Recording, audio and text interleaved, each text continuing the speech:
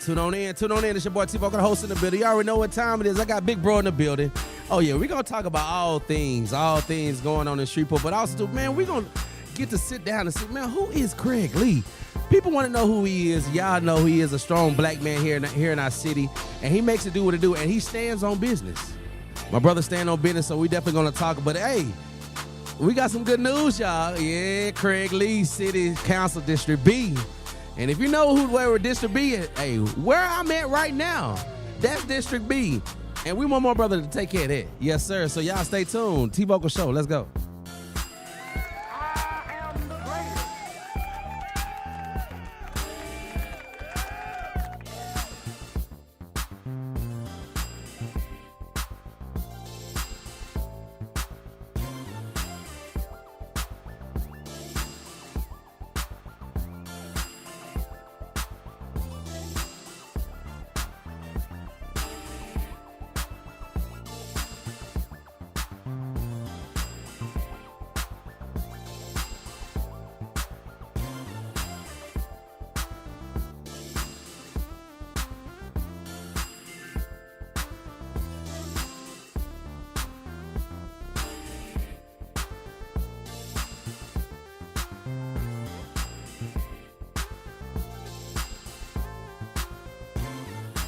Whoa, what's up?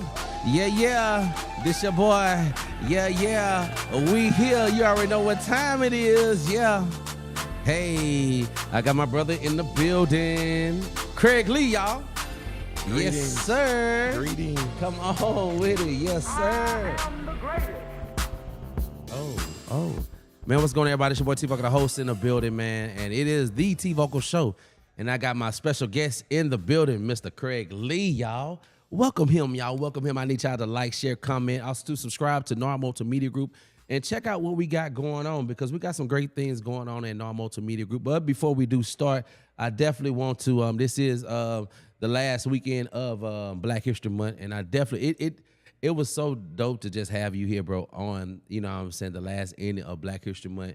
Next year, I definitely want to partner with you and see what we can do next year for the whole Black History Month, see what we can do. And just bring some nice people that you probably know that can sit on this couch and just talk about more history when it comes to our city because our city has some diamond history.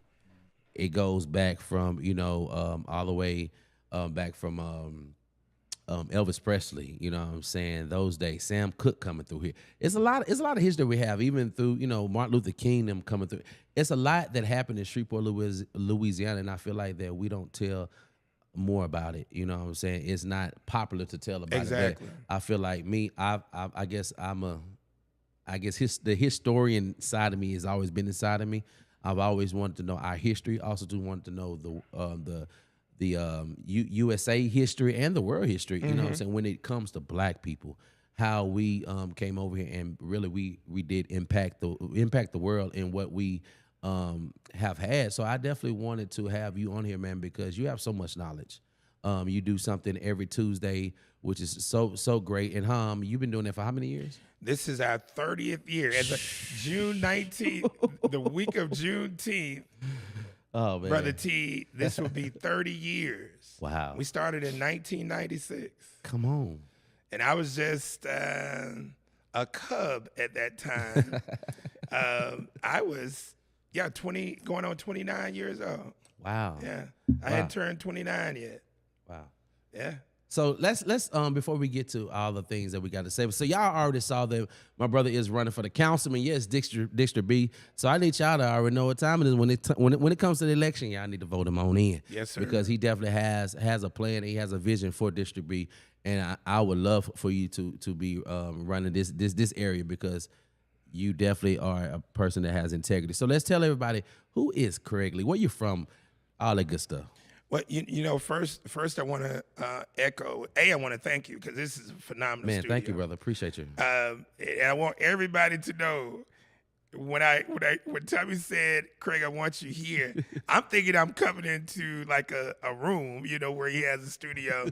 He has the whole floor. Come on with it. I mean, this guy has a great setup. So I want to thank you for having the vision and believing in our city to invest in our city, because 31 years ago, when I decided to leave corporate America, I was looking to fight for young people just like you. Yeah, man. So, and it's great because I have a long-standing connection with your family. Yes, sir. So that's another added plus with that. But I want to echo something that you had just talked about in terms of the importance of Black history. Yes, sir. Marcus Garvey has one of the most powerful quotes on history that you'll ever hear. He said that a people without the knowledge of its past history, origin, and culture is like a tree without roots. Oh, wow. And so you may look like a tree, okay? Okay. But when the turbulent winds come, and they will come, Yeah, facts. and you don't have any roots, you're going to be blown away. And so I totally agree with you that we have a lot of history, Yes. but we don't tell our story. Yes. And because we don't tell our story, and in essence, we don't know the history, the young people Yes. don't see any value. Here you go. Thank you. They don't see any value of our city. of our Facts. city, of our parish. Facts. So I, similar to you, Wow. like to connect the historical reality. And I have a vested interest because my great-great-uncle, Yes, Giles sir. D. Moore, Okay. is the founder Come on, man. of Moorestown, which is today Mooretown. Come on, man. And so I have a vested interest Yes. on a whole different level than a lot of people. But I grew up initially, Tommy, in Lakeside, Allendale, Come on, man. 1843 Astor Street. Yes, sir. Central Elementary was my last school, but West Shreveport I started at until I got kicked out of school for fighting. Oh, so you had them hands. And I had them hands. And Muhammad, come on with it. and my principal at the time, Miss Katie Pringle, lived right across the street from me.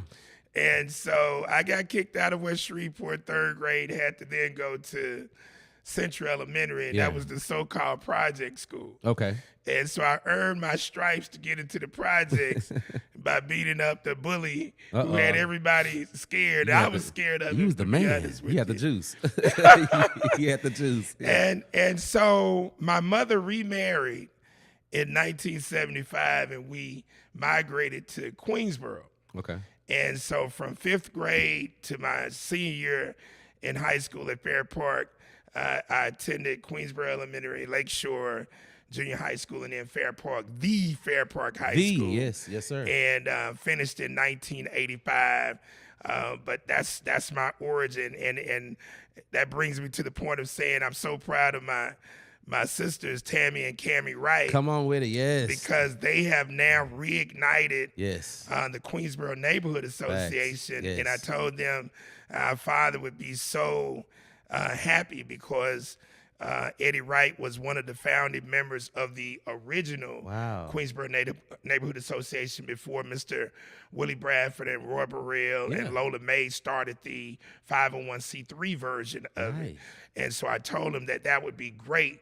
Eddie is smiling. Yes. Knowing that they are really being a catalyst. And Cammie is the president. Yes. And Tammy is the secretary for the organization. So that's my upbringing here. I was cultivated at Republican Baptist Church, which is the oldest church in Caddo Parish. Okay. And I was also spent part of my upbringing at Antioch Baptist Church, which is the oldest African-American church in the city. Come on, man. So I was cultivated in all of this history in Shreveport, Caddo. Right. So what made you, you know what I'm saying, as a child growing up here in the city, knew that this was my purpose once you got to starting to do the breakfast on Tuesdays and things like that? How did you get there? Because, yes, you were surrounded by history. And I know because you were surrounded by history, you had historians around you pushing and putting the information inside of you so that once you got older, it won't depart from you. So what made you decide to, you know what, this is something that I definitely want to continue to do and just move forward, but also to make an impact in my city? The first part of that, Tommy, is genealogy. Okay. And this is something I didn't know coming up, but it was already in me. And that means when you're born, most people believe that they're born by themselves. Mm-hmm. but you're not born by yourself. Right. You're born with trillions of people inside of you. Because if you just go back 10 generations with your family, your parents. I'm not talking about cousins and uncles. Right. If you start with your parents and go back 10 generations, 200 years, it took 2,046 people coming together on your maternal and your paternal side to bring you into existence. And for me, that was on November the 17th, 1967. So that's 1,023 people on my maternal side, 1,023 people on my paternal side.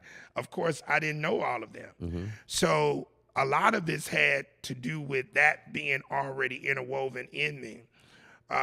My upbringing, I had a solid village. I didn't have any necessary traumas other than when my mom was whipping my ass for not following the rules. And she was a very stringent individual. But that cultivation in my village, my genealogy, laid the foundation. And I had people around me like Miss Eddie Mae Jones at Central Elementary. She was my first den mother for Cub Scouts. Miss Helen Smith at Lakeside Daycare taught me how to say ABCs front and backwards. Yeah. Then we get to Miss outside of my mother and grandmother and all of those individuals at the churches. Then when we get to Queensboro, this phenomenal lady by the name of Miss Bobby Henderson. Come on. Miss Bobby Henderson laid the foundation from 5th grade on up to the 12th grade for my community service. So from Webelos to the Cub Scouts to sports teams to the Supernaturals to being in Lakeshore Band and Fair Park Band, Miss Bobby Henderson was the catalyst to show that although she was married with 4 children and a job, there was more that could be done to help our community. And so we started doing these things through her connection.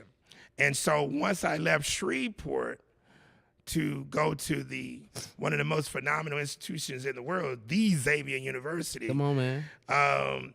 Once I got there, 41 years ago, I got on the enlightened path, and I embraced spirituality and right culture, and I was impacted heavily by a lot of my classmates from Chicago. These cats were sophomores, juniors, seniors, but they were politically astute. Okay. And Harold Washington was running for mayor at that time, and these cats were doing absentee ballots in New Orleans. I'm like, what the hell is an absentee ballot, right? Because I didn't get this political education in Shreveport. Facts. And so the Chicago Club had a major impact on me. And then former mayor of New Orleans, Mark Morier, who is the national president for the Urban League, the National Urban League, Mark was my first political advisor or mentor. Wow. And so I started working on political campaigns at that time. So you take my foundation in Shreveport, combine it with the education from New Orleans and the experience in New Orleans. And then I got to shout out my good partner, Juan Mercier, who was our all-time leading scorer at Xavier, one of my good partners, because Juan was the person who turned me on to revolutionary rebel music through Bob Marley, Come the on, reggae, man. the Come roots. on, Rasta. So the Yes, Rastafari, sir. yes. Sir. Come on, man. And that's how we connect, That's man. right. Most definitely, brother. Yeah. So that learning about Bob Marley, Yeah, man. brother, because that's real gospel music there, bro. Man, for real, man. I still listen to it to this day. Yeah, Hey, bro. So that's my guy. Yeah. all of those experiences laid the foundation. So Wow. I remember my first wife says, she said, "Why do you love Xavier so much?" And I say, "That's where the light came on." Wow. Come on.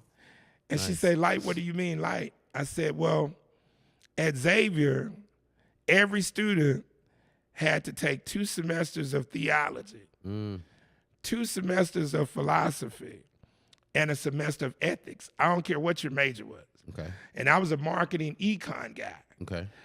And so my first year at the age of 18, I got to Xavier when I was 17. Okay. But that first year I took Intro to Religious Studies, and Brother Light came on.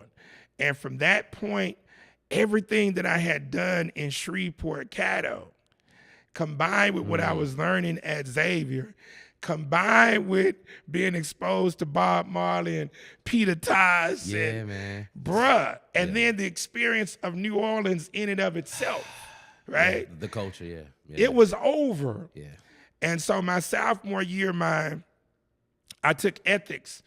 And it was a white guy, as a matter of fact. Dr. Herman Lefevre was the head of the philosophy department. And I took this ethics class. And the last day of the class, I had an A in the class. And Dr. Lefevre said, "Now, all of the philosophers we studied this semester," he said, "all of them were wrong."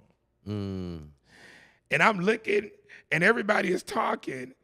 And Dr. Lefevre could see the puzzled look on my face. So I said, "Dr. Lefevre, did you just say all of the philosophers were wrong?" And we studied all these 18th century romanticists like Wordsworth, Keats, Longfellow, Thoreau. And he said, "Yeah." So I say, "Well, why the hell did we spend the whole semester studying?" Tommy, he liberated me from white supremacy at that moment. He said, "So you can develop your own philosophy." Wow. It was over. Over. So from that point up to now, that's what I've been doing. So the cultivation in Shreveport, the cultivation in New Orleans, that whole dynamic laid the foundation. And then once I graduated in 1989, my first corporate job was based out of Atlanta. And then I was sent into the Lion's Den in Alabama. Oh, wow. Oh, yeah. 21 years old, handling a multi-million-dollar account in racist Alabama. So I had no fear of white supremacists and racists. So I've been baptized in the fire. Come on. It came out pure gold. Facts. Yes, sir. Man, come on, man. I'm so thankful you on here, man. I'm seeing people tuning in right now. We got people on right now. I need y'all to like, share, and comment, but also go to my brother Craig Lee's page. Also, too, if you're not a follower of him, become a follower because he's always bringing education. One thing I definitely do like about you that you're not scared to open up your mouth. No, sir. If you're wrong, you're wrong. Yeah. If you're right, you're right. There's no gray. Period. You know? It's that simple. And it's like sometimes people like me and you can be put off on because we're like that. Yeah. And I feel like I wish other people was like that so you can get those blinders off and know that, no, ain't nothing wrong with us. No, this is how it is. Period. You know, so we was taught like that. My mother wasn't no gray. No, ain't if no you're gray, wrong, man. you're wrong. I don't care. Listen, you stole the candy, so you're wrong. Ain't no justifying, well, the candy was good and it tasted good. No, Period. You stole the candy. Period. And guess what? After you stole this candy, guess what? There's a repercussion. Period. And I learned that at an early age that if I'm going to do something that's wrong, there comes repercussion. Come on. And Tommy, that is the piece, what you just said, the understanding that, yeah, you can make whatever decision that you want to make. Yes. But there are going to be consequences and repercussions to those things. And if you're willing to accept them, okay, cool. I just have learned to play this game of life in such a manner that I'm always going to focus on making the right decisions. And so that way I can live with those decisions. I'm not going to do anything that is going to impact other people in a negative fashion. And that's why I've tried to teach other young people who aspire to be activists and advocates. Yeah, man. You have to do this in such a manner that you stand on that square of freedom, justice, culture, respect, and equity in such a manner that there's no wiggle room. No way. Do you know, I've been doing this work for 31 years. Tommy, I've never had to have a retraction in the newspaper. Wow. I've never had to have a retraction on any interview that I've ever done. And I mean, I've done hundreds of interviews, local, national, international. Facts. I've never had to do a retraction because when I speak, I'm speaking straight about truth. It's really that simple. Facts, right. And if you roll like that, it's easy to maneuver. People may not like it. And I've tried to figure out years ago, what am I symbolically like? Okay. And I figured it out about 25 years ago. Okay. And I'm like something that my mother used to force me to take, me and my sister. And you know what she used to force us to take about 3 to 4 times a year? Castor oil. I was about to say that. So I'm castor oil. Think about this now. Yes, sir. Castor oil is nasty as hell. You're nasty, brother. Yes. But it is good for you. It's good for the soul. Good for that. Yeah. Sugar, Come on. granulated sugar, All right. tastes good, Oh, man. but it's bad for you. Oh, yeah. Oh, it's Right? bad. It's bad. So my mother taught me Mm. without knowing she was teaching me. Yeah. And guess what is in my cabinet in 2026? Come on, Castor. Castor oil. You hear me? Yeah. You see what I'm saying? Yeah. And so my mother also taught me a lesson growing up in Lakeside. There was a toy that everybody wanted. I think I was about 6 or 7. Okay. And the big toy was a big wheel. Nice. Okay. Everybody wanted a big wheel. So I wanted a big wheel. And so that Christmas, I woke up early to just peek in the room where the Christmas presents were at. Yeah. And I saw what appeared to be a big wheel wrapped up. I said, Looked alike. Yeah. oh, Santa Claus been good to me, boy. And that morning I got to unwrapping that package and I looked and I said, this a hot cycle. This ain't no big It's from Dollar General. This ain't I say, Mama, this ain't Maytail. Santa Claus delivered the wrong. I say, Santa Claus delivered the wrong package. And she say, boy, Right. you happy you got that because you didn't need that. Come on. She said, get your ass out there and play on that hot cycle. Come on. So I get outside. Yeah. Everybody got a big wheel. So they laughing at me because I'm the only person in the 1800 block of Got the hot Ashton with a damn hot cycle. Yeah. But Tommy, over the next week or 2 weeks, Come on with it. I'm like, wait a minute. This hot cycle got some gadgets that the big wheel doesn't have. And so I Help us learned. out.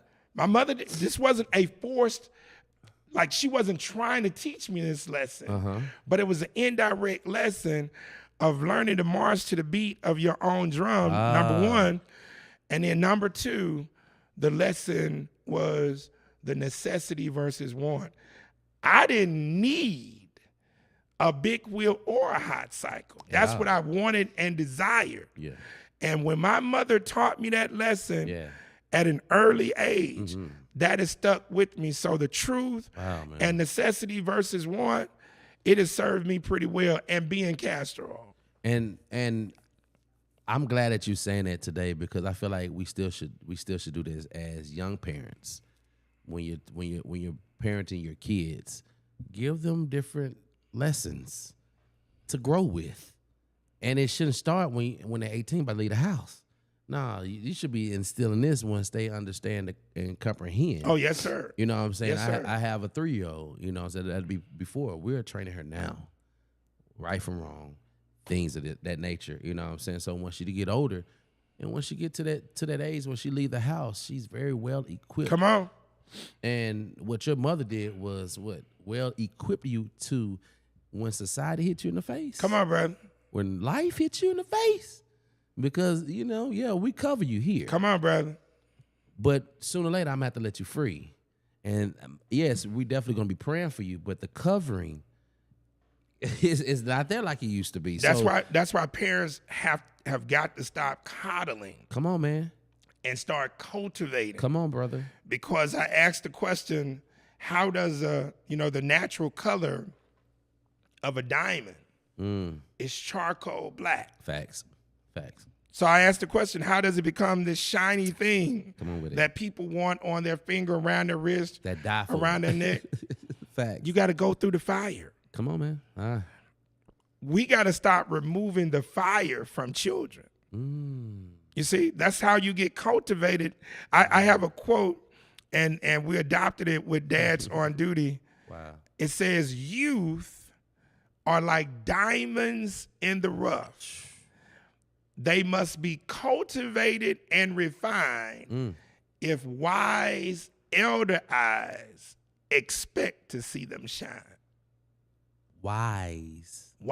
Elder eyes.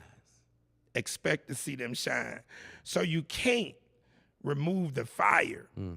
You can't give them sugar when they need castor oil. And my mother, later on, she'll cut it with a little lemon. Yeah.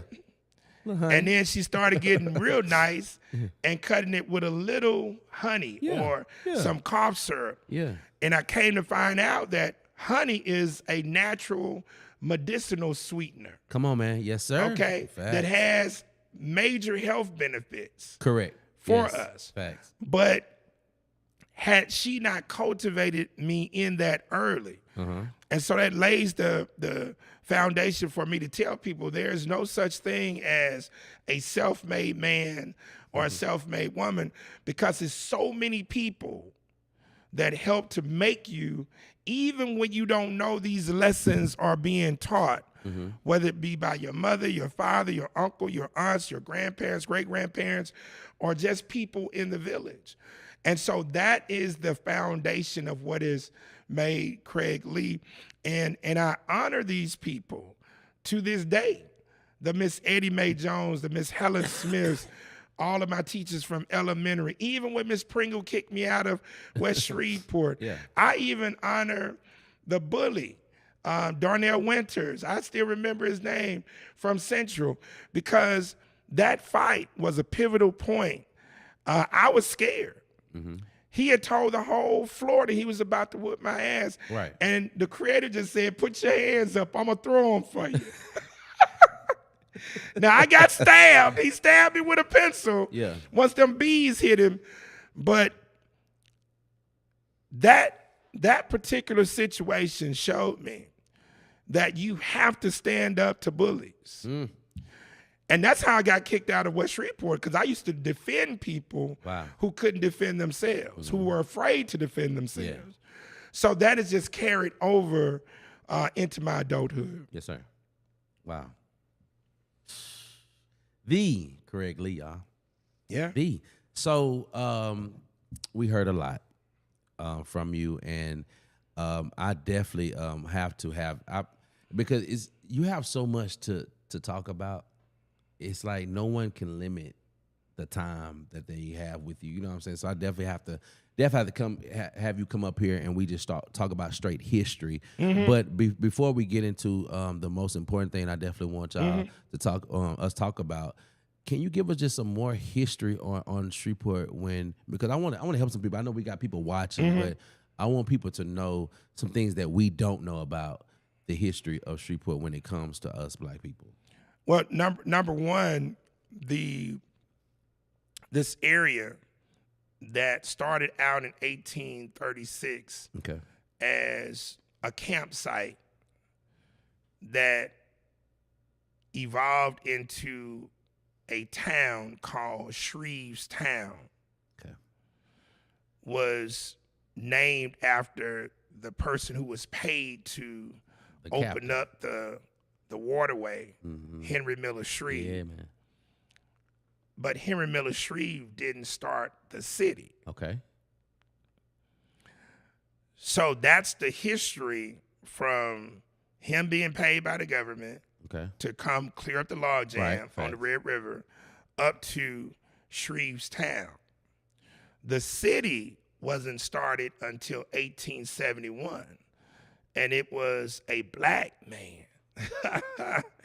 that by the name of C.C. Cesar Carpentier Antoine. Yes, sir. That wrote the charter that evolved the town of Shreve into the city of Shreveport. And not only did he write the charter legislation, yes, sir, that cultivated the town into a city, he wrote the legislation to establish the first charity hospital here, which is now Ochsner LSU. He wrote the legislation to create the school board. He wrote the legislation to create the first form of government, which was a city council form of government. And he, at one point, was Louisiana's third African-American lieutenant governor. He became interim governor. He was our senator from 1866 up until 1872. Greg Tarver became the first state senator after Reconstruction ever elected back in the early 80s. And so the foundation of this was there. And as the creator would have it, I am the legacy vanguard for the C.C. Antoine legacy. And the reason that is his family designated me because my uncle, Giles D. Moore, yes, sir, he and C.C. were Masonic brothers with the Prince Hall Masonic Lodge. Wow. Yes, sir. Wow. And so the family designated me as that vanguard. His great-grandson, Ken Smith, before he was murdered back in 2016, we had formulated this relationship. And so C.C. Antoine, when you think of Shreveport, you got to now think of a black man. Come on, man. That laid the foundation for that. Yes. And so when you look at the dynamics of North Louisiana, in particular Northwest, but this also goes for Northeast, this is a different African that's here because most of our people here came by way of kidnapping from Alabama, the Carolinas, Mississippi, because this area in where we're at was enslaved. The enslavers were Scottish Irish. When you go from Natchitoches on down, that's your French Spanish. Gotcha. So they had a different way of enslaving our ancestors here. So we got a different flavor. And so Louisiana is, in essence, two different states.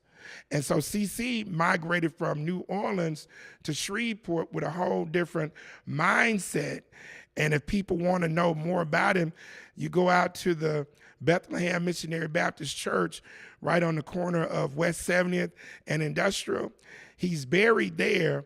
He didn't go to the church, but he wanted to be buried there because right across the way where they had the General Electric plant, all the way down to where they had the General Motors plant. Yeah. That used to be the Florinor Plantation. He bought all of that land, over 900 acres of land. So he wanted to be buried right there.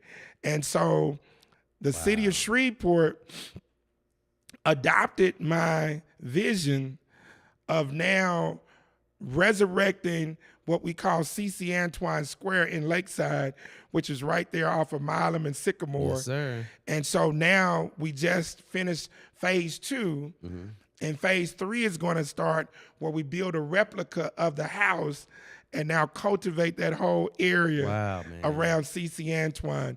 Wow. Shreveport is a gold mine. Yes. Right? Yeah.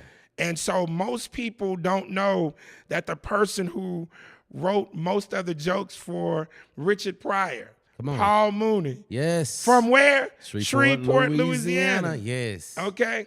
Eric Benet. Come on. From where? Shreveport. Come on, man. We could go down the line. Come on. And so, but they left. Yeah. Their families left. What's our Michael B. Jordan? Come on. People from Shreveport, Louisiana. Also, too, Prestige lawyer. Come on. Okay. Come on. All of these people fake. I heard Oprah was she kind of up in this area? Well, the thing I can tell you about Oprah, her chairman, her former president for her foundation, Miss Sykes, Shreveport, Louisiana. Come on. So I know it's some type of Shreveport. some connection. Shreveport is Tukey, wasn't it? I mean, you know, he left and went to Hey, LA. bro, come on, bro. Stop playing. We just got to tell our story. We got to, brother. But these people left, their families left right. because of the oppression. Johnny Cochran, O.J. Simpson. All these people are from here, right? Yes.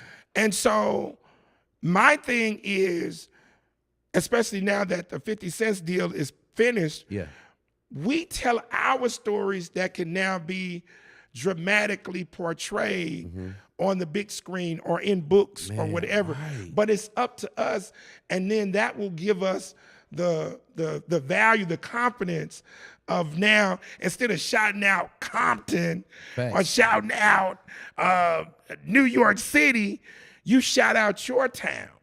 And we do it in a positive manner, not no foolishness, talk about no damn ratchet city, but from a positive, righteous manner, because we got so many people who have done so many great things.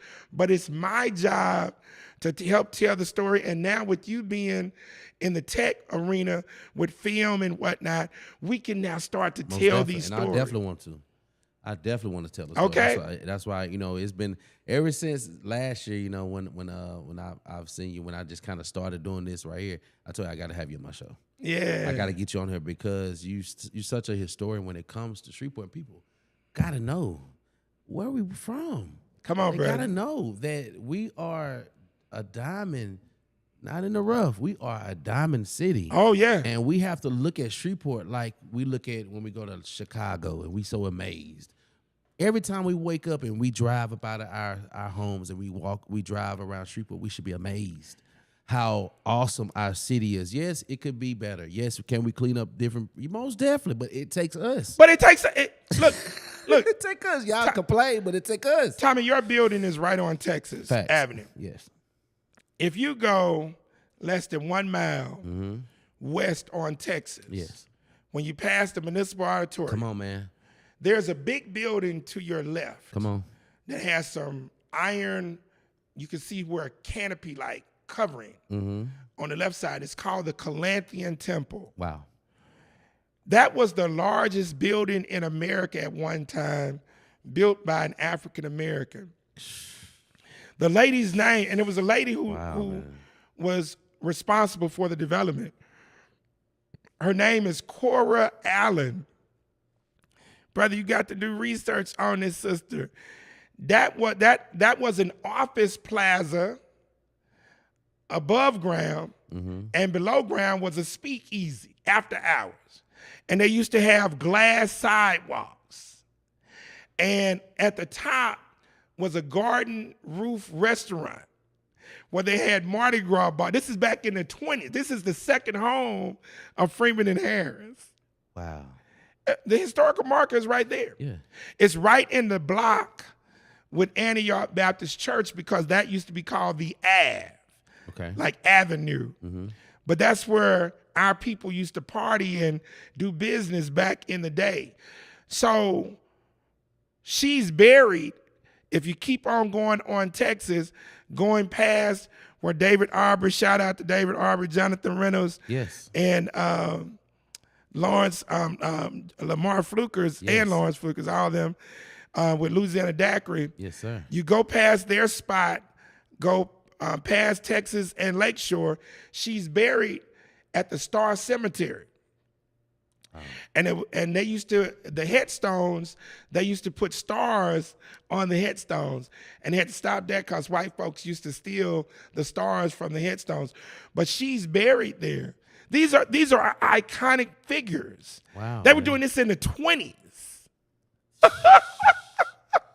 See, we ain't got no excuses.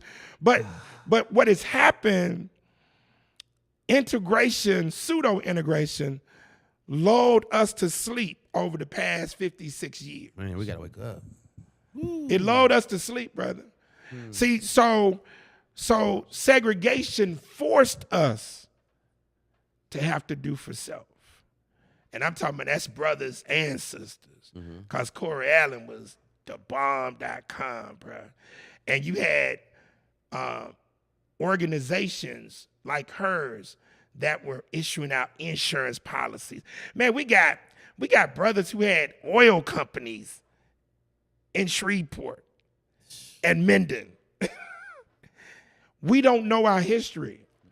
And so it's up to me to be the vanguard, to now pass that on to young cats like yourself and others so we can tell that story. And I used to be the same way.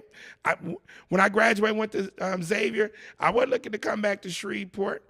And that last time that the Creator brought me back here in 1994, I still hadn't got it. And I didn't get it until I handed in my resignation to Astra Pharmaceuticals, and I was going back to ATL.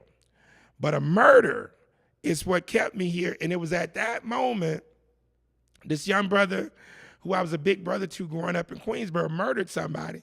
And I was like, damn, how are all these brothers killing each other? And that's when the Creator said, look around your community and tell me what don't you see. And I said, I don't see any spirituality, no culture, no education, no economics, no socioeconomics, and no politics.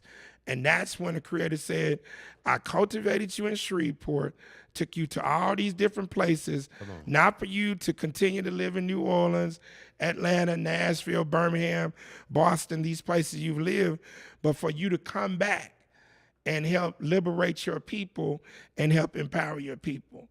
That's the history of this place. And the more you dig, the more you find how phenomenal our ancestors were. And so that's why I do what I do, so that young people don't have to leave. Come on, but man. we gotta do this because most of our people are waiting for somebody, like they're waiting for evil people to stop being evil.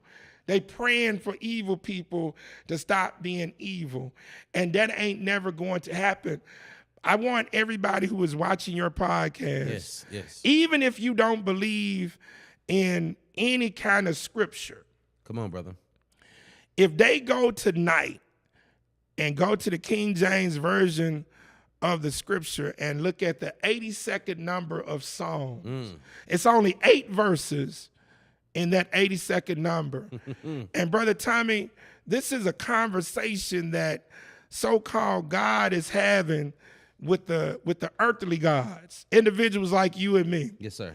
And the question is asked, how long will ye judge unjustly and accept the persons of the wicked? And the question is being directed at the evil leaders of this world, and the leaders that are the grassroots people got to knock those people out. Yeah. And in the third and the fourth verse, it gives them specific instructions as to what they're supposed to do. But they're rolling with the evil people. So this is a message for the righteous people. And in the 5th verse, it says why you are supposed to help lead the grassroots masses. And it says about the people, they know not, neither will they understand. They walk on in darkness. All the foundations of the earth are out of course. See, our people are not only sleep, most of them are sheep. I like Toby and Wigway calls them sheeple. Man. So those of us who have now awakened, it's up to us to lead them. And a lot of them, unfortunately, ain't going to be able to make it out because they're so indoctrinated in the system. But the way we got to teach them is not to just say, read a book. Come on, man. We got to show them through the works. Through the works. Then when they ask the question, you tell them. But you got to show them, tell them, show them, tell them, show them, tell them. If they don't get it after that third time, it is what it is. Right. But I've done my job. Facts. Right. That's where we at. That's where we at. Show and tell. That's where we at. Because these kids are totally different from us. How their upbringing is totally different. It's like, you can feed us back in the day, and we kind of, oh, okay. But now, you got to show me. It's almost now we become Kansas City, the show me state. That's real time. Of Shreveport, Louisiana. For real. The show me city. The show me city. Show me now. We talked about it for years. And I'm so glad that we get to this part because election is coming up. And we definitely have some people that need to show us. Huh? Show me what you're talking about. Resume. Come on. References. Come on, man. Receipts. Recipe. Whether you're looking at me, Tabitha Taylor, come on, man, and these other rogue politicians that are representing the people, analyze their empowerment resume, references, receipts, and recipe. What's their plan? And if we can get beyond toxic identity politics, and understand that if you want the bag, this proverbial bag, I'll show you how to get it. Because the city of Shreveport is $1 billion corporation. Come on, man. The parish of Caddo is a $300 million corporation. The school board is a $700 million corporation. So you're talking about over $2 billion of tax revenues, and out of that, there's a contract procurement component that's hundreds of millions of dollars per year. So you got to fight for those dollars. Right. Contract procurement and the employment opportunities. See, if we keep the people not knowing that the bag is within the tax revenues that's generated, they'll never figure it out. Fact. So my job is to show them very clear. Very clear. Let's be whether clear. It be at the local level, the state level, or the federal level. The power is in the government. Yes. The government represents the people. All the government is evil people in the key leadership position. Most of them are just evil people who create the illusion that they are civil, but they are really predators. So they lie. So it's a fight to get them out of position. But when grassroots people figure this out and they can control their own destiny, come on, man. Yes, sir. By going after the bag. So now you create your businesses, you control the public policy that dictates your city. Now you can put resources in the Lakeside, in the Allendale, in the Queensboro, in the Cedar Grove, and help these people. Before I came here today, this young lady was basically making an assumption that I didn't know about the business of the Black Panther Party for self-defense. And so she said, why are you critical of the Black Panther Party in 2026? And I said, you make a lot of assumptions, but at the end of the day, we have to critique those individuals who come before us, and that includes myself. Everybody has to be critiqued, pros and cons. Yeah. And I gave her a link to our homeboy who was co-founder of the Black Panther Party, Huey P. Newton. Yeah. And I said, look, the reason I can tell you this, and I get they were young, but if you ever want to understand how naive our people are, just go read their 10-point platform, because their 10-point platform is saying what we want. Each point. We want better housing. That's how you know how naive they were. Because, let me ask you this question. Yeah. In Africa today, a gazelle got up. And a gazelle knew that if he wasn't running from the start of the day, he was going to be eaten by a lion. In the same jungle, a lion got up and said, hey, if I'm not running fast and I'm not very clever, I won't be able to catch a gazelle for my food. Now, this happens every day. Who made both of those animals? God. Okay. So God made both of these animals. Facts. God made one a prey. A prey. And God made the other what? Predator. A predator. Facts. The gazelle can't go up to the lion and say, hey, Mr. Lion. Right. Don't eat me today. Don't eat me today. Not this day. Not today. Not today. Now you can. Yeah. But guess what's going to happen after he asks that question? You fool. He fooled. This is what we're doing by we won't. You're asking predators. Wow. Help us today, brother. Oh, help us. You're asking predators to not eat you. You're asking predators to not oppress you. Who is it up to empower and make sure that you have better housing, better economics, better schools? Who is that up to? Us. Us. The people. The people. The peoples. So you got to figure out whether or not you're going to be prey, predator, or there's another category. Help us out. And that's the warrior class, where you protect your space. But you don't mess with nobody else. Yeah. You don't try to oppress anybody. But if somebody comes messing with you. Yeah. See, the gazelle don't have that power. Facts. To protect itself from a lion. Come on. See, we got to have the fierce and ferociousness of a lion, but the spirit of being like a gazelle, not messing with anybody. Yeah. So now if somebody comes and messes with us, we knock their block off. And that's how it got to be, because this is really a jungle. This ain't no, don't never believe this ain't what it is. Oh, yeah. This is a jungle out here. And so you got to fight for your resources.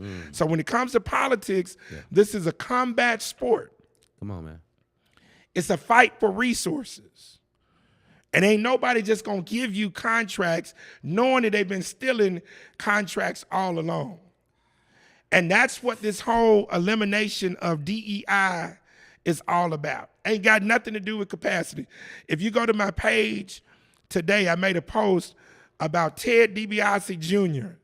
He's the son of Ted DiBiase Sr. Both of them have been wrestlers. His dad is a Hall of Famer wrestler. Yes, sir. Ted DiBiase is on trial, Jr., for stealing millions of dollars in contracts from the welfare department in Mississippi. Wow. And go check it out. Yeah. And it shows you how he got the contract.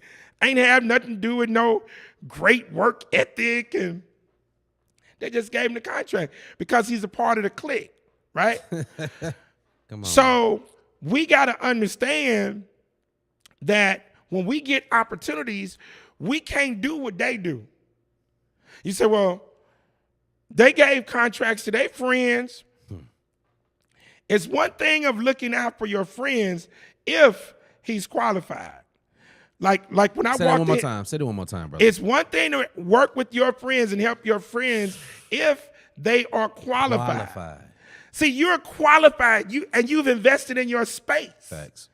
So I can advocate for you. We're connected because we're friends. Right. But I can't advocate for you if you ain't got the qualification. Facts. Come on, brother. Okay? And you can't be offended. You can't be offended. And I'm willing to tell you. Come on, brother. I don't care if you're my family member, classmate. Ooh, if you don't have the education, the skills, if you have not prepared yourself, don't come asking me to advocate for you for no damn contract. Don't ask me to advocate for you for no damn job. Come on, man. Because we got people who have busted their ass to get the education, get the qualifications. I may not know them. And they look over them. And they get looked over. Because what you said, I don't know them. Okay? So I leave myself open to having connections with the right people. You can't do what the evil people do. Come on, man. Because once you get caught, now they're going to say, see, this is why we don't need DEI. Although this is what they do. And I tell people, you can't fight pure evil with partial good. Come on, man. You can't fight pure evil with partial good because pure evil uses partial good as one of their tactics to deceive the masses. Come on, man. So if you're going to be a righteous warrior, you got to fight pure evil with pure righteousness. And so you can deceive them, but you can't break the rules that they've established because they're going to catch you. And now you not only mess it up for you and your squad, but the whole people who come behind you. And so I'm bold enough to knock out not only white supremacists who are pale skins, but I'm bold enough to knock out Negro white supremacists too. And we got them. You got Negro white supremacists. And we need to know that. We need to know that because those are the ones that are in what is it? Wolf's clothing, sheep's and wolf's clothing. Yes, sir. Those the ones. Hold on. What's that? Matthew 7:15. Come on, help us out. Beware. Come on. Of false prophets, which come to you in sheep's clothing, but inwardly they are ravening wolves. You got to go beyond the surface, brother. So our own people, guys. You got to go beyond the surface. Come on, man. Because just because you're melanated don't mean that you're black. Black is a state of mind. It's not the skin pigmentation. Negro is a state of mind. It's not the skin pigmentation. That's melanin. Melanin is dark, black. But the concept of blackness, those individuals who are about the liberation, protection, empowerment, and advancement of African descendants. Negroes don't think like that. They're about the protection, empowerment, and advancement of melanin deficient, pale skin oppressors. And this is how this has been cultivated. So you got to know that 7th chapter, verse 15. Beware of false prophets, which come to you in sheep's clothing. But inwardly, meaning you got to go beyond the surface because it's inward. They can't tell you what their real agenda is. Come on, man. You see? See, I come to you as a wolf. Facts. I ain't coming to you as a sheep. Come on, man. So I'm coming to you with the truth, so it makes you afraid. The sheep comes to you, man. Yeah. Man. Oh, he's such a nice. Sugarcoating. They like what you said about the sugar? Come on. Come on. They sugarcoated. They sugarcoated. Yeah. And we know Facts. Sugar cause what? Come on. Cancer. Diabetes. Death. Death. I ain't never heard cancer. I mean, castor causing no cancer and no diabetes. Nah. That's eliminating that stuff. It's eliminating the toxin. Come on. Woo. Come on, bro. I'm ready. Ask me anything. I'm hyped. Let's go. Hey, we hot in here, man. So listen, y'all, I need y'all to tap into. Do you have any books? You got books? Not yet. Not yet. Ooh, Not yet. I can't wait. I can't wait. Not because, yet. man. I definitely see you. I definitely see you taking this on the road, traveling amongst, because we definitely need more people like you, and you remind me so much of Dick Gregory. Oh yeah, Dick, my boy. Yeah, man, and you remind me so much of him. It's like you're the new generation, Paul Mooney, people like that told like what it is, And I'm so thankful to even know you. I'm thankful that you're a part of our city of Shreveport. I'm thankful that your family has paved the way.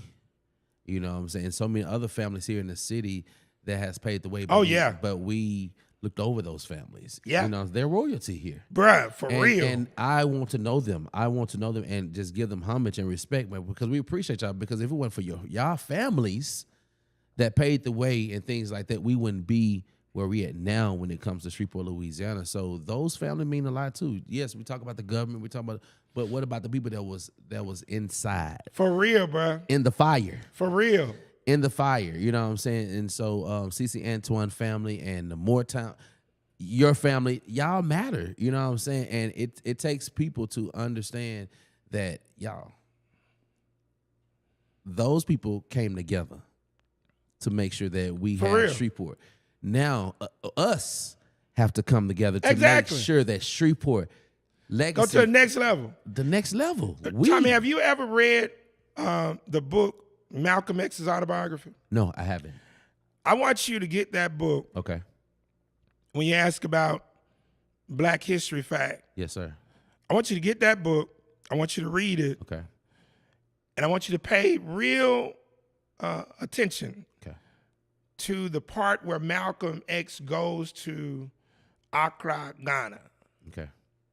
And the reason I want you to really, really, really pay attention to that section, you say, well, what would that book have to do with Shreveport? Mm-hmm. When Malcolm went to Accra, Ghana, there was a welcoming committee. And the president of that student welcoming committee was a guy by the name of Leslie Alexander Lacey. Okay. Leslie Alexander Lacey was from Shreveport, Louisiana, by way Come on, man. of Franklin, Louisiana. His father, Dr. Lacey, had migrated from Franklin, Louisiana to Shreveport during segregation because he was an outspoken medical professional in Franklin, Louisiana, and he was being hunted by the KKK. So he settles in Shreveport. He, along with my now ancestor, Dr. J.C. Briere, one of my good elders, and a few other doctors, they started a Black-owned hospital. And Leslie is raised in the Lakeside Acres area. He graduates, goes to UCLA in the early 60s, mm-hmm. and then he makes his way to Ghana during the Ghanaian Revolution. Malcolm goes to Ghana. He writes about this in his book. Wow. A Cat from Shreveport is in the book. That's history. And Leslie wrote his own book called The Rise and Fall of a Proper Negro. I'm gonna make you a copy of it because it's not in print. Okay. I gotta run it off for you. Okay, bet. And I say this because if you start speaking in the public mm-hmm. and you don't know what you're talking about, your words can now come back and be used against you. Leslie thought he understood the game until he got to Ghana. Malcolm thought he understood the game until he got to Ghana. But that kind of changed him too as well. A lot of it changed. So when he came back and got into it with hold up, that's how now. Hey, bro, this thing is you have to be real careful before you take positions. Yeah. And not having done research. Facts. And I feel like that Malcolm didn't until he did go over and start to understand, you know what I'm saying? Because I feel like, what Muhammad was showing him, that wasn't. It was a piece of the puzzle, wasn't the full puzzle. Correct. Most people make conclusions with just a few pieces to the puzzle. Mm-hmm. As a child, I used to love to work on jigsaw puzzles. Yeah. And now I revert back to understanding my childhood, working on jigsaw puzzles, working to create model airplanes, mm-hmm. Boats, cars. That was my thing. Yeah. And so I was I had an engineering architectural mind. This whole thing is a puzzle. And if you start to try to speak before you get the puzzle figured out, it can have devastating consequences. Yeah. So you need to know before you speak. Yeah. And do as much due diligence as possible. So that's why I've never had to retract. any statement. The guy that I'm running against, Gary Brooks, is a Republican who switched over to Democrat because he had a Negro-sounding name, but he's a melanin deficient Republican posing as a Democrat. And this is why we can't get caught up in this party thing, because our people don't even understand what either one of those things means. You heard, I told you what church I grew up in. Facts. Republican. Yeah. Republican Baptist Church. Because in 1865, when that church was started, that's when the 13th Amendment was passed by the U.S. Congress, led by the Republican Party. Now, don't get it twisted. They were racist too.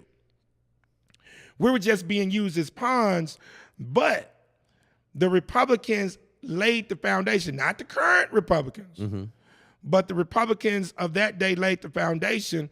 And so we got to be very clear before we speak in the public, before you take positions. Do your due diligence and do what my teacher, Miss Molly Wade from Fair Park High School, she taught me our class. I just remembered it. I don't know if everybody else did. Before you speak, before you take a position, always use the WH formula. Tommy, always ask who, what, when, where, why, and how. And if somebody asks you a question about something that you don't know what the hell you're talking about, pause. Don't answer. Come on. And then tell them, I don't know. Right. Or I'll get back to you. Let me research that. Social media allows people to just respond at that moment. And now your words are captured historically. But you need to ask who, what, when, where, why, and how at each time. Do your due diligence, and now we can actually take over this city and make it be what it got to be. But it's not going to happen by begging and pleading evil people.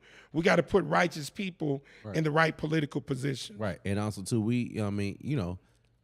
I understand that we are not politicians, city of Shreveport. I understand. But have your head right at the door. Some of us, yes, walk on in to understand what's going on. But even if you don't, just have it so you can understand what is a councilman. Come on. What are they for? Come on, brother. Just those things. The basics. The basics. Before we get to the governor, to the mayor. Come on, man. Tap into your councilman. Come on, bro. Your commissioner. Your school board. Yeah. That's your basics. Let's tap into those. The education, and let's tap into that first. Then work your way up to see what's going on when it comes to mayor and things like that. But I feel like who we have right here, and if you're part of that district, he matters more than anything. He's the person that has the voice to take to the committee to make sure that whatever needs that we have be taken care of. And the council controls the money. And listen, I just had Dr. Alan Jackson on here. He told us, yes, we do. We have the purse. They got the purse. The parish commissioners control the money. Come on. The school board officials control the money. Come on, man. You see? So we need those type of people in control because they control the money. And that's how we're able to grow. That's how we're able to move things, move mountains. You know what I'm saying? It's enough. Enough is enough. Right. And I'm sick of it. I am.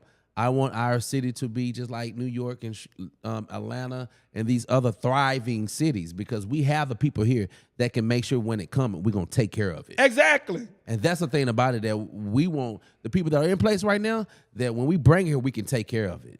And we're going to take care of it because it's much needed, man. We're I-20.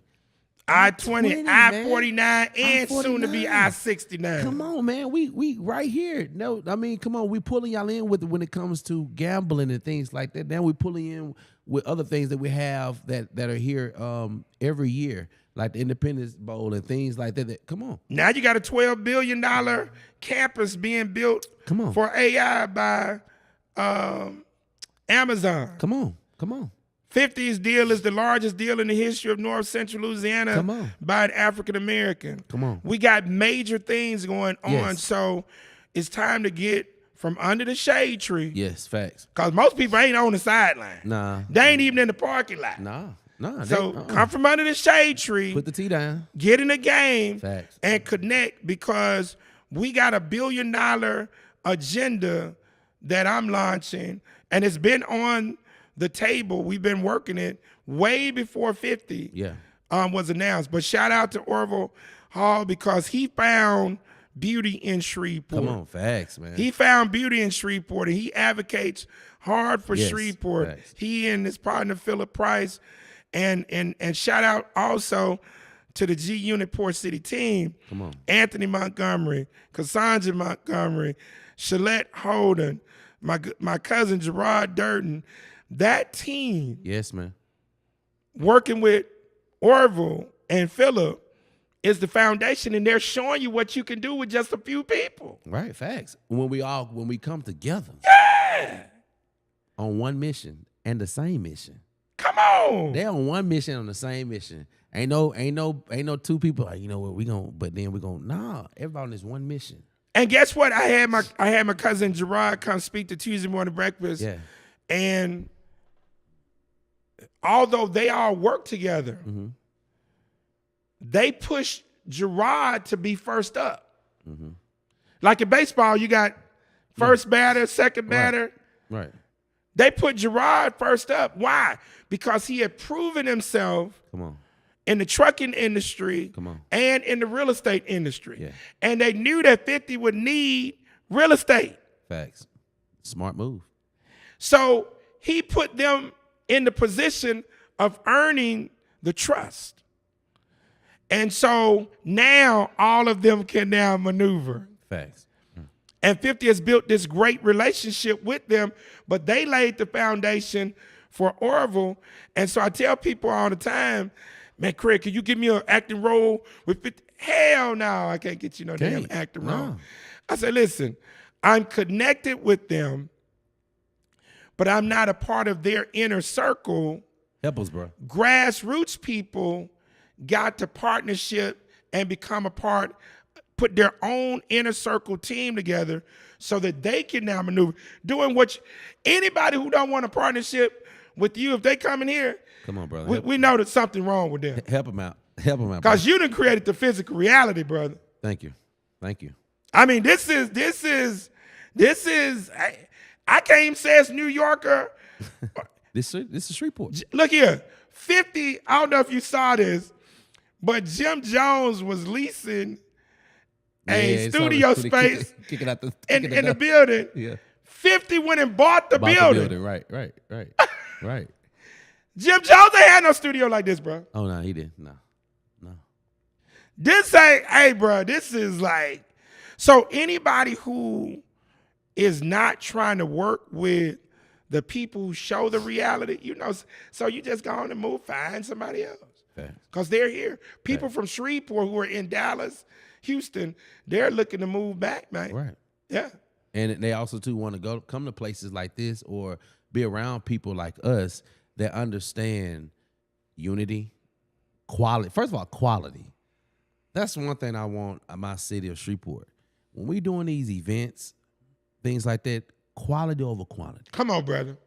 Let's get out of this quantity phase. Come on, brother. Because quantity comes with cheap, half doing it, you know? But when you have that quality, you can tell. So when people walk in here, it's quality. You know what I'm saying? I spend a couple thousands to make sure that I have the proper things. Yes, and I still got more to spend. Yeah. This is nothing compared to what I want God to do for me and for my city, because I want to be able to have jobs here. Come on, I want brother. to be able to provide jobs. Come you know on, what I'm brother. saying, for people, but also too, when we're going to eat and it's time for family time, I'm eating my steak, you eating a steak, you eating a steak, you got lobster over there, you got everybody eating at the table. Ain't nobody getting bread or crumbs. Come on, brother. And that's what I feel like, that everybody can eat at the table. Come on. And if you understand where you sit at the table, you'll understand, oh, Yes, the he get that much and I get you understand those things. It wouldn't be no crazy, oh, he got more than me. Nah. What you're doing, that's what you know. So if I can get people to stop watching other people's pockets. Come on, bro. I'm not watching your pockets. Come on, bro. And we might be on the same type of deal. What I'm bringing to the table, that's what I offer. What you're bringing to the table might be more than what I can offer. So guess what? You definitely need to be blessed financially. Come on, bro. But we don't see it like that. We still want, you supposed to get the same thing I get. Come on. No, it shouldn't be like that. And if we continue to do that, we're never going to be together. We're never going to show unity. Because somebody always want to be the chief. You know why I love LeBron James? Come on, man. People can argue about whether he's number one, number two. Yeah. The one area that is undeniable, irrefutable about LeBron James. Come on, bro. In the history of the planet, I can say this irrefutably. I don't care if you love Michael Jordan, Magic Johnson, Larry Bird. Mm-hmm.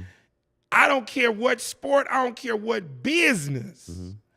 In the history of this planet, ain't nobody ever did what you just said and shown it in real time, where you got a dude coming out of high school who now gets his partners. Mm-hmm. Yeah. His crew. And they've been so masterful in not jumping out there initially, but LeBron, everything is built around him and his greatness. That's the brand. Yeah. But he made sure that Rich Paul, come on, he made sure that the others, Drew, all of them, his crew, went and got the education. They got paid from the corporations while they were learning. And then they went and launched their own businesses, Clutch Sports. Yeah, come on. Now, LeBron is here, but they're here. Facts. They millionaires too. But they know he made it happen. What difference does it make if he's sitting on $5 billion and you're sitting on $100 million or $50 million? Come on. You can still buy the same state. Facts. Come on, bro. If you're going to Dubai, I'm going to Dubai. I ain't got to beg you. Come on. Right. Come on. And so now, this squad, they're getting ready to do something unprecedented and now buy another NBA team as a squad. So I read these comments about LeBron James and I say, it's so sad. These people don't understand that this is corporate business and he's showing a blueprint. He's showing a blueprint as to how you roll with a squad. Right. Other people, Jalen Rose has done great as an individual. He has a school.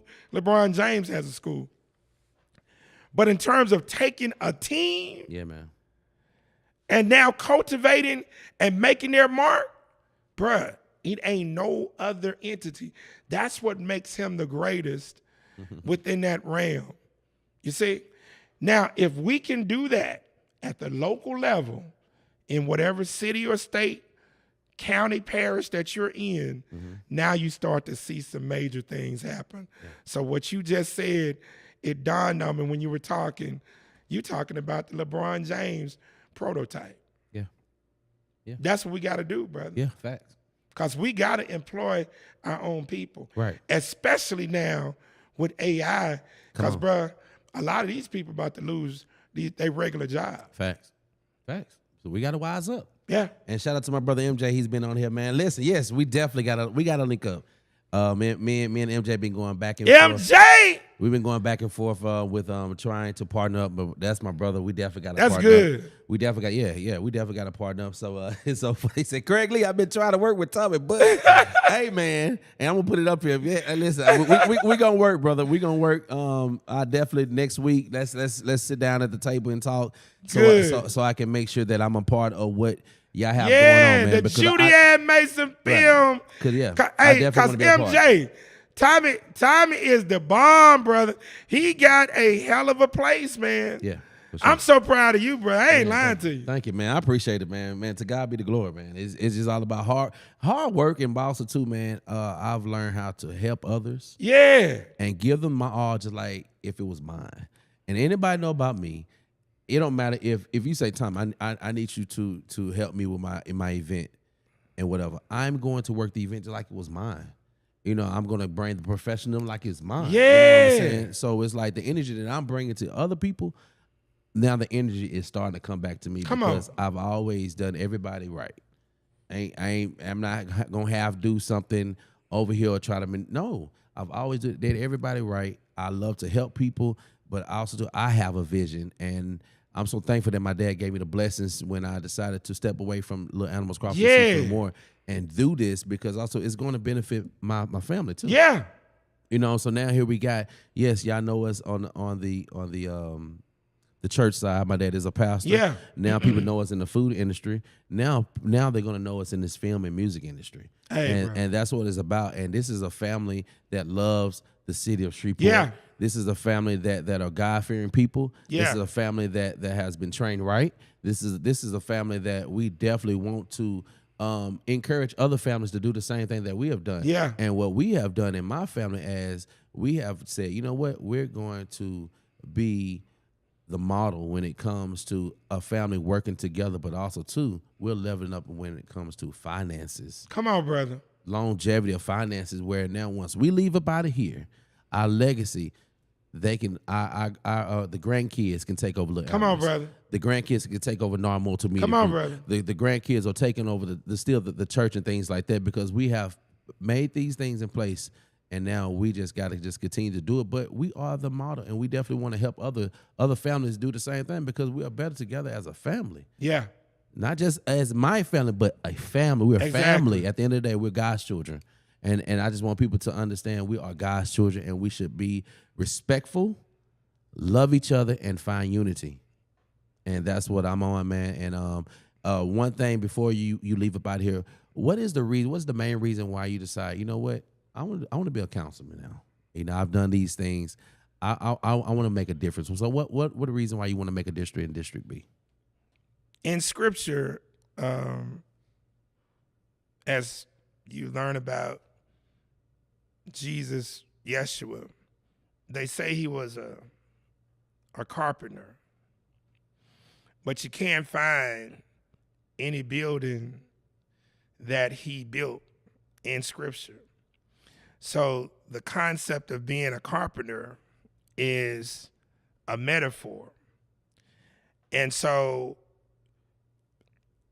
I look at this whole game around my 6 pillars of empowerment: spirituality, right culture, education, economics, socioeconomics, and politics. So I understand that public policy controls everything that we do. So understanding building and understanding public policy, and I've been a leader since I was a child, I knew in building that you cannot build any structure, residential or commercial, from the roof down. So as a child, what do you want to be when you grow up? I want to be president of the United States. That's the roof. You can't build any structure from the roof down. Yeah. So now we look at, how do you build a structure? It got to have what? A foundation. A foundation, facts. The foundation for any village, town, small city, mid-sized city, or a large city is the legislative branch of government. Whether it be the city, council, parish, county commission, police jury, or school board. This is the structure. So the answer to your question is, I understand the governmental policy dynamic and the infrastructure of how the United States is set up in this capitalistic system, but I also understand the aspect of building. Combine that with my 6 pillars of empowerment, that lays the foundation. So when people say, Craig, you need to run for mayor, no, it doesn't matter how many skills I have. It doesn't matter my professional background.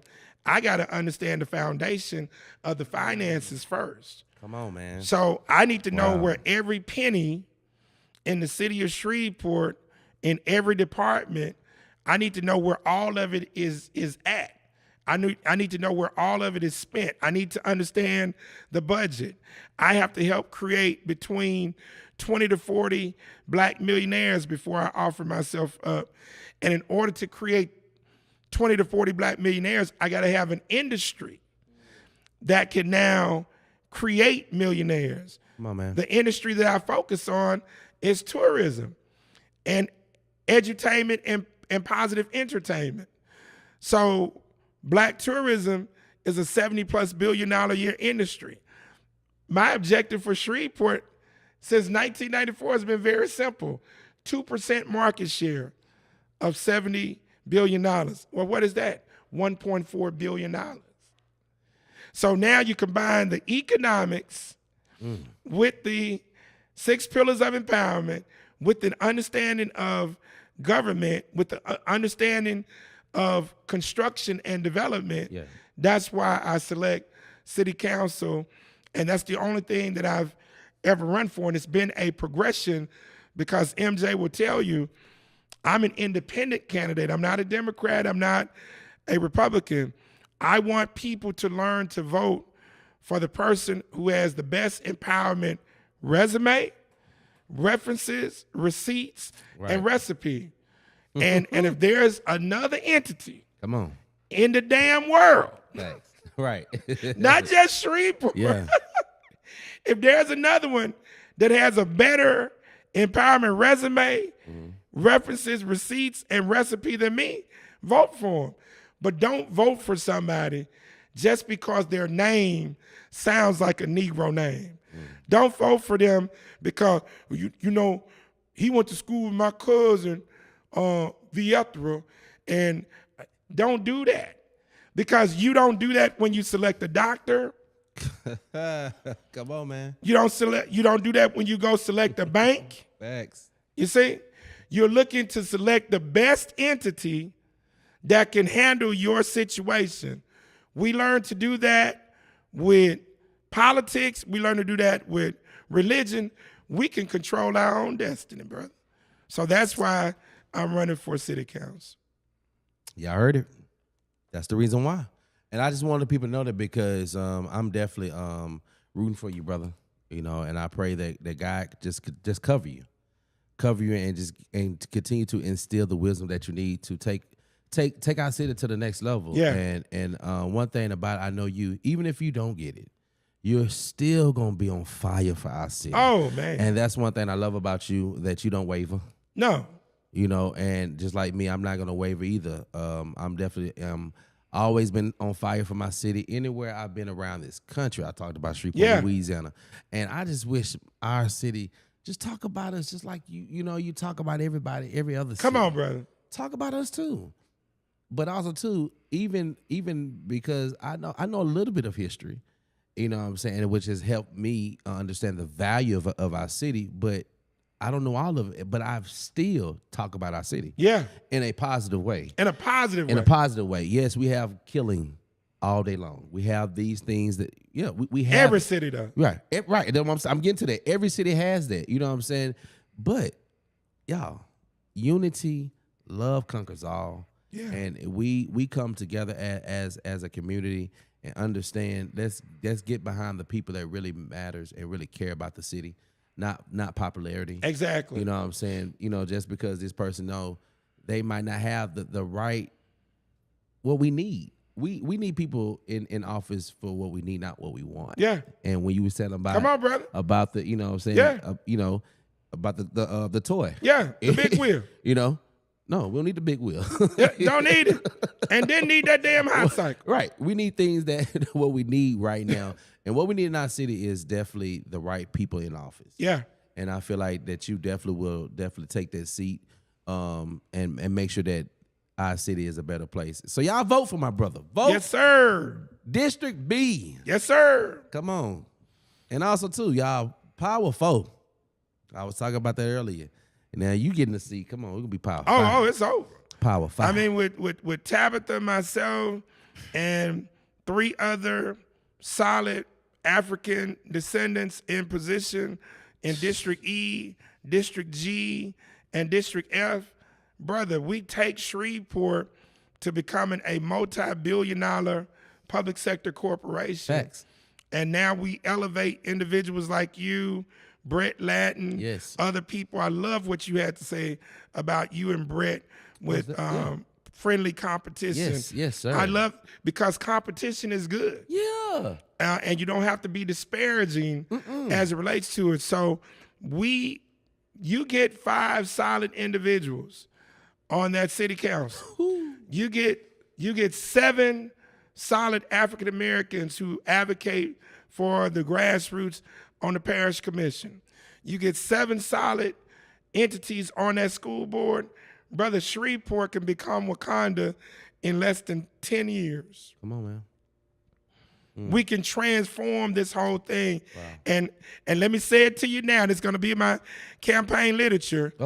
Here's the branding. You're the first to get this hot off the press. Hot off the press. You know, they call New Orleans the Crescent City. Come on. Or the Big Easy. All right. They call Vegas Sin City. Come on, man. They call New York the Big Apple. Facts. Guess what Shreveport is going to be known as? Tell us. The Magnolia Queen. Come on, man. The Magnolia Queen. Wow. This city is about to give birth. Come on, man. Ooh, come on. This city is about to give birth. Yeah. On the Red River. Come on. To a whole new agenda that is going to transform not only the city and the parish and the state, but we're going to become the replica Come on, man. of grassroots empowerment throughout the world. The Magnolia Queen. Y'all heard it? My brother Craig Lee in the building, y'all. Come on. Yes, sir. Yes, sir. Come on. Yes, indeed. Yes, sir. You are the greatest, man. Thank you again, man, for being on here, brother. It's been I hope that y'all got something today from this. We've been talking for an hour and a half. It don't even seem like it's been that long. No. It don't. But man, you are a jewel to our city, man. Continue to do what you do, bro. And I love that you're so fearful, man. You're not the type of person to fear anything, brother. And I love it about you, Martin man. Luther King said it best. A man who is not willing to die for something ain't fit to live. Come on, man. I asked myself the question when I left corporate America, what was I willing to die for? And I said I was willing to do the same thing that the freedom fighters were willing to do. I was willing to sacrifice my life for the liberation, protection, empowerment, and advancement of our people. So that's, when you find that and you find your purpose, it's on. Shout out to my brother Victor Thomas coming in. Victor Thomas! He said, I love it, Craig. The Magnolia Queen. The Magnolia Queen, Vic! We getting together this week, Vic. Vic, hey, man, I appreciate you, brother. We're getting ready to bring back this CC Antoine thing. The Magnolia Queen, Vic. That's Shreveport, baby. Hey, look, MJ said, I'm at a film festival. I can't pay attention because I'm watching y'all. Man, much love to MJ, man. Continue to empower us, bro. Man, we definitely link up soon. Real talk, man. Next week, let's yes, talk. Sir. Let's talk and let's make sure that I'm on the board with what's going on here in the city when it comes to what y'all got going on, yes, man. Sir.